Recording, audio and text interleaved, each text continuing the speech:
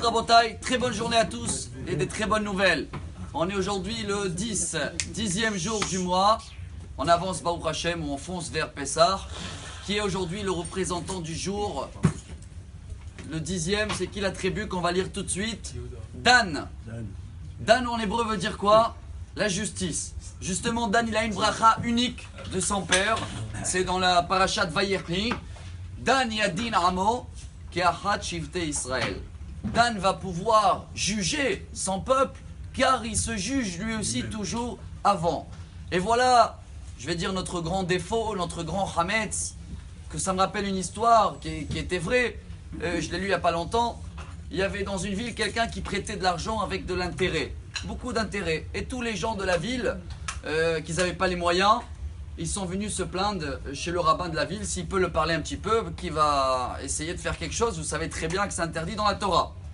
Et juste ce jour-là, ils viennent dire au rabbin qu'il y a quelqu'un qui est décédé, qui est assez important de la ville, où ils vont tous se trouver à l'enterrement. Alors le rabbin, il a dit, voilà, je vais profiter, c'est l'occasion justement.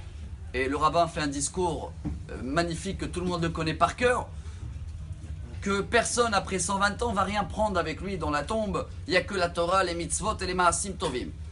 Et il s'agit que juste après l'enterrement, ce monsieur à qui il a le bureau qui prête avec des intérêts vient voir le rav en lui disant « Bravo monsieur le rabbin, mais je crains que le message n'a pas été assez clair. » Le rabbin lui dit « Pourquoi ?»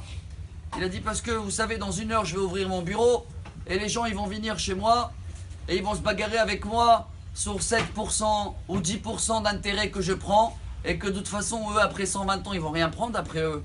Alors pourquoi venir se bagarrer sur la commission que je prends pour eux ?» Bon, le rabbin bien sûr qu'il a compris ce que nous on doit comprendre aujourd'hui de Dan, que ce monsieur il a pris tout le discours pour les autres. Il n'a même pas pensé une seconde que c'est lui avant tout qui doit se réparer. Voilà un petit peu, chers amis, le Hametz que chacun de nous croit qu'il se trouve chez les autres. Attention, hein, il est bien dans nous-mêmes. Et venez, on prend sur nous aujourd'hui d'apprendre de cette qualité de l'attribut de Dan, que même s'il va juger les autres, d'abord lui-même, comme elle dit la Gemara dans plusieurs endroits,